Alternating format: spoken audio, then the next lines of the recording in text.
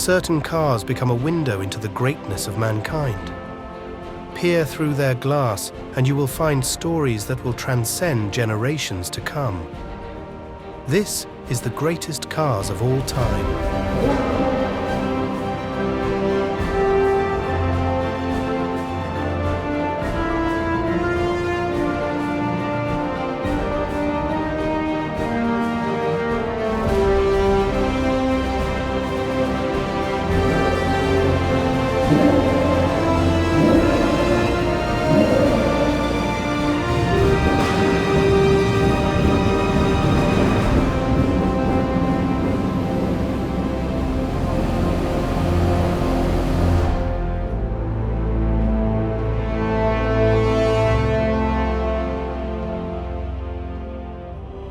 Many of you know me as Doug DeMuro. I come from a long line of Dougs dating back to the 13th century. When I was a kid, I was told to dream big, shoot for the moon. I picked up a camera and started to record car videos. As we all know, it has completely transformed the industry. But all of that was just a warm-up.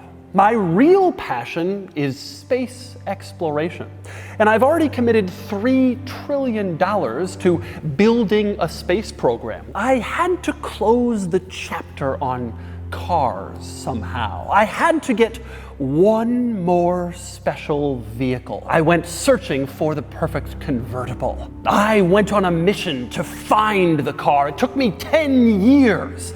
I went to a bidding war and I lost. So instead, I purchased my Porsche Carrera GT, which is a tremendously special and exciting car. But every time I look at it, I can't help but think it's something of a consolation prize.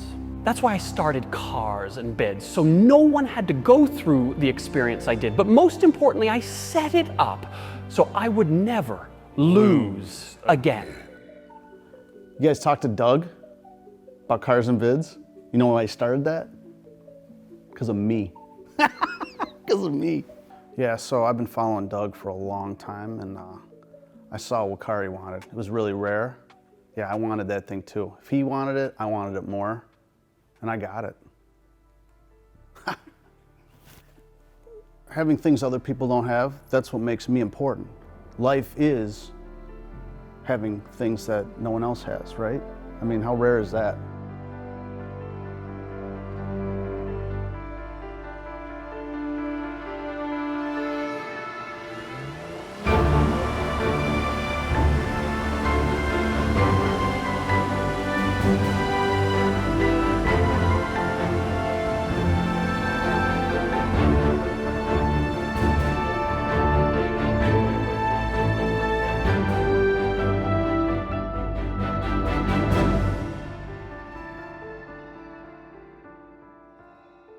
So you've got this four-door SUV, the Murano, and you want to turn it into a two-door convertible. That takes some doing, like 230 pounds worth of additional structure around the windshield and the floor pan, the side sills and the rear, and not even counting the mechanisms needed for the convertible top. And still the result had tons of cowl and mirror shake when you drove it. I mean, not as bad as the Chrysler Sebring convertible, but still.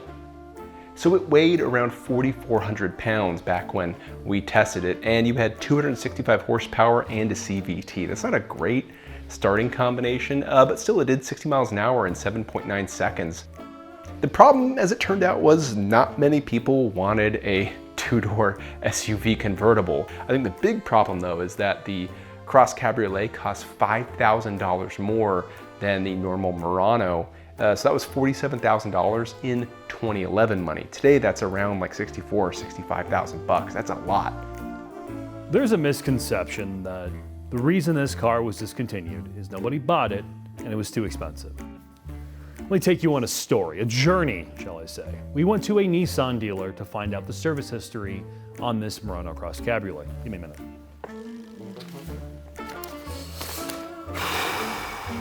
Top doesn't go up. Top doesn't go down. Motor's burned out. And that's all you need to know.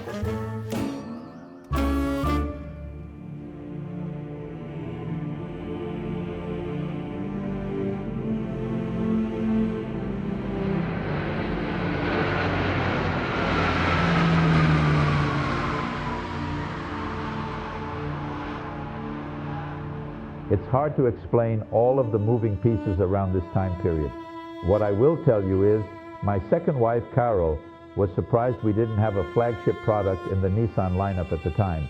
I knew we were pushing hard to compete with the Germans, and we had a real winner on our hands with the current Murano. I said it would be nice to go on a date with the top down. Summer was coming in less than 6 months. So I assembled a team to get it done right away. We were the only company bold enough to turn an SUV like this into an open-top experience. In retrospect, I wished we had turned more vehicles into convertibles. I know there were jokes about the Cross Cabriolet when it came out, but like many rare collectibles, the owners of these vehicles now have the last laugh. That is the power of innovation.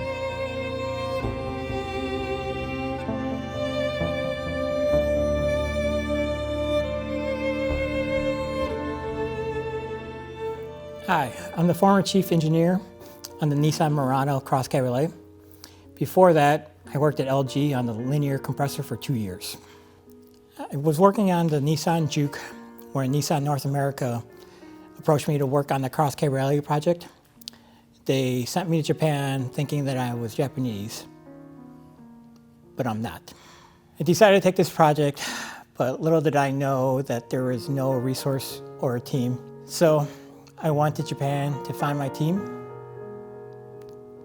Konnichiwa.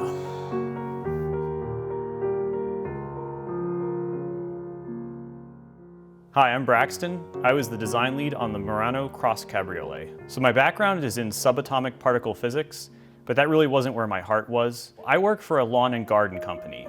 I design portable camping chairs and tents for events. So in 2010, I got a direct message on MySpace from a potential client looking for someone with expertise in aluminum extrusion and pipe bending, and they presented me with the idea of cutting the roof off of a small SUV and replacing it with a tent. I asked them if it was any problem that I had no real automotive design experience, to which they responded, no. So that's about the long and short of it. I worked on the project for the next 2 weeks. Then I got a phone call saying that they liked what I had done with the sketches for the roof and would I like to be the exterior designer for the car. I said, sounds good. I don't talk about my money, all right? I paid 1.8 for this, and when I got it, it was down here. My standards up here, and I took it to a place, and they did it real nice. They did it real nice, and they're still in the process of doing that. Now we have a very unique client with a lot of money, and they've given us a once-in-a-lifetime opportunity to work on this Nissan Murano.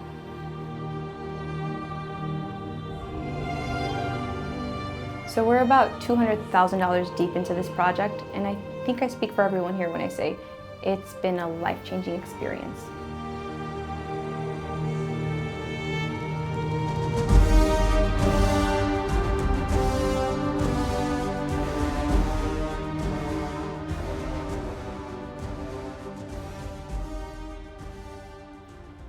Got the car back. It's been a year.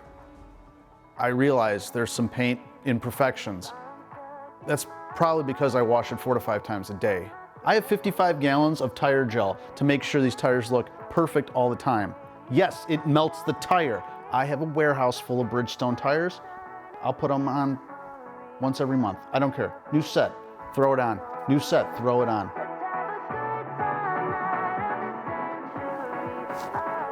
Do you hear that? It's time to dance.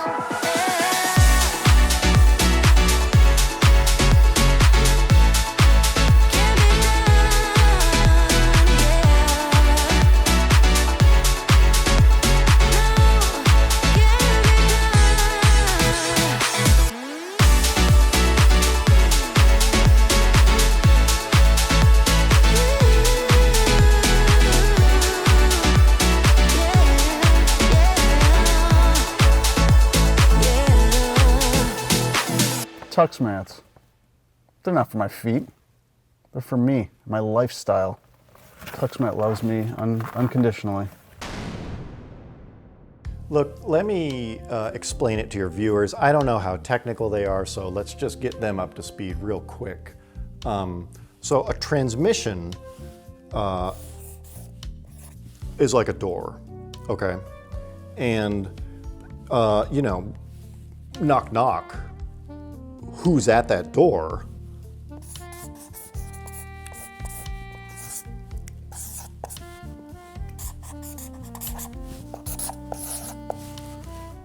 The engine, you know. Can I come in? And then, who are you? Can I get to know you a little better? No, you cannot, you know, because it's hammer time. So the first thing he did was implement this open door policy. He literally had every door in the whole building removed and thrown into the trash, including the bathroom stalls. This guy was crazy. He was nuts. And not like genius nuts. I don't even think he knew how a transmission worked. Did I purposely design the belt to fail prematurely? No, that's completely made up. There's no story there. And don't bother trying to contact my stepfather for more information anyways, because he wouldn't know. Yeah, Barney Bungle, my boy. I haven't seen him in about 30 years. Little prick. Become an overnight sensation, at least in his own mind, playing with transmissions. We learned him a few good things along the way, thanks to the peacemaker here. Helped him with belts real well. Yeah, little bastard.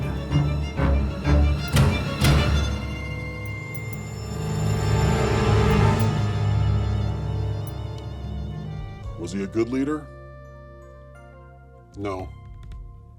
But he was confident. My philosophy for leadership is that leadership, at the end of the day, it's like a door. You know, knock, knock. Who's on the other side of that door? Well, it's literally the human experience. And can I come inside? Well, we're all trying to answer that question, you know, at the end of the day. That's what it's all about. But as a leader, as a good leader, you know, that's what you got to figure out. And so that clock's ticking. And when that clock runs out, guess what? It's hammer time. It's what made me love the CVT. Yeah. And stop seeing it as a flaw and realize that really it's its greatest strength. Yeah. It's just, there's something about the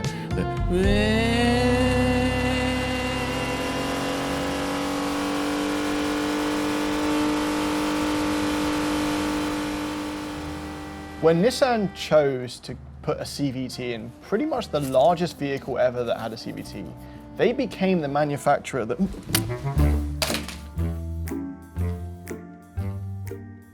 As someone who appreciates Japanese culture, I've definitely eaten a California roll or two in my life, so I know authenticity when I see it.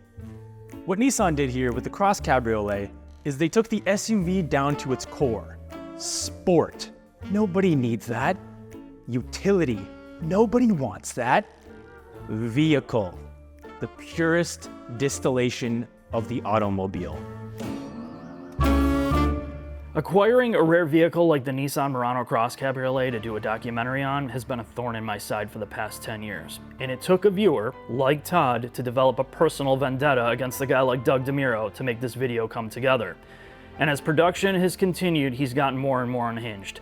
From replacing his Bridgestones every 2 weeks, and then he won't allow us to move the car unless we park it on top of Tuxmats to protect the tread blocks. Now his latest development is he wants to be the first guy to tune one of these on a dyno.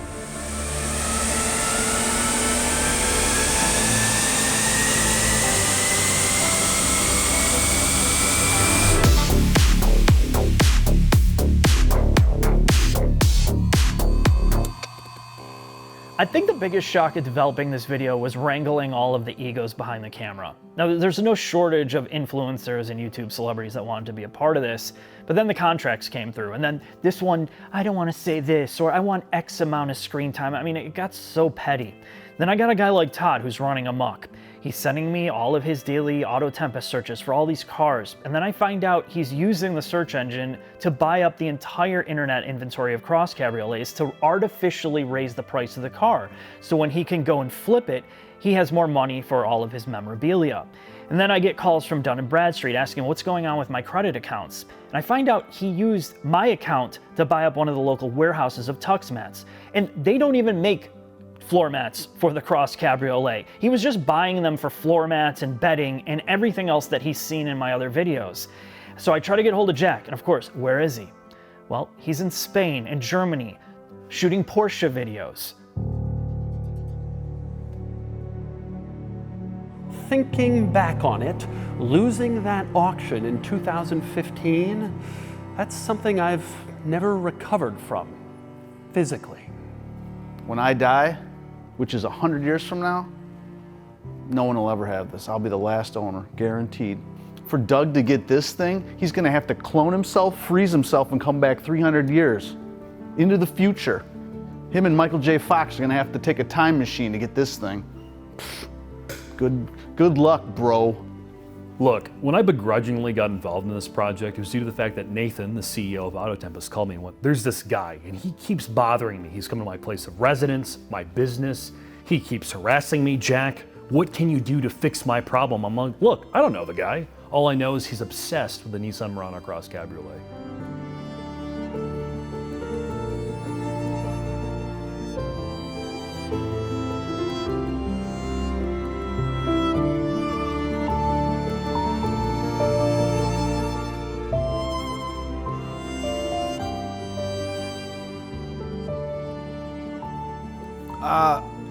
When I was looking for this thing, Auto Tempest, man, day and night for 5 years, I was hammering those servers with my Dell Vostro 1000. I was on Auto Tempest non-stop.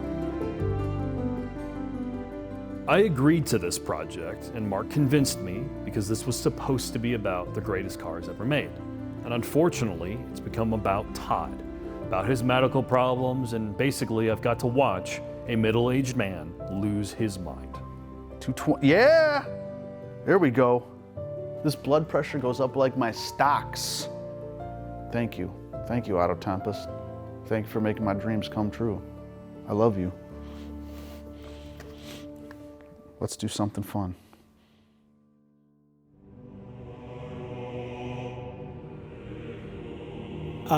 As advice for future engineers, one thing I learned from these projects is that you can still make money no matter how stupid the idea is.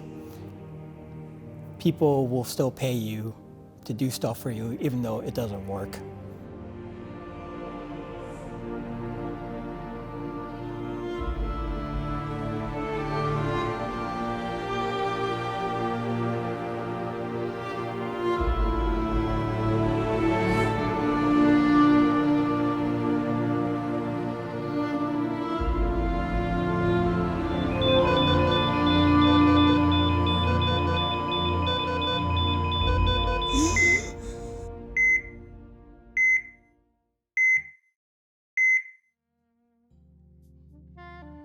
Thank you for watching the greatest cars of all time. There's so much more story to tell, and with Todd being on life support, we now have access to all of his assets, including the Murano Cross Cabriolet. So in part 2, we're going to take a much more light-hearted approach at that vehicle.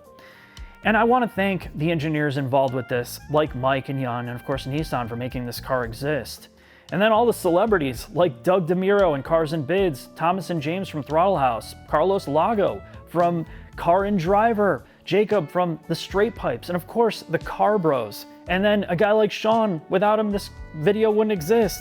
But I gotta thank the producers, Tuxmat, who makes one of the best coverage floor mats in the world, and it got, bless his heart, Todd, you know, it was a lifestyle choice for him. They didn't make a mat for the Murano Cross Cabriolet, but it didn't stop him from buying it for his whole house and welcome mats and bedding. So if you're a lifestyle person, check out their website, just buy some mats. But maybe you have a car and you want to protect your carpet, they can cover you there. And, you know, while I do feel sorry for Auto Tempest and all the harassment they got, they did help us get the Murano we needed to make this video. And also, you know, a lot of them got bought up, so there might not be any left. But if you're in the market for a Koenigsegg, a Ferrari, who knows, Auto Tempest might be the place to go to make your dreams come true. But thoughts and prayers go out to Todd, and I wish you all the best. Thanks for watching, and see you next video.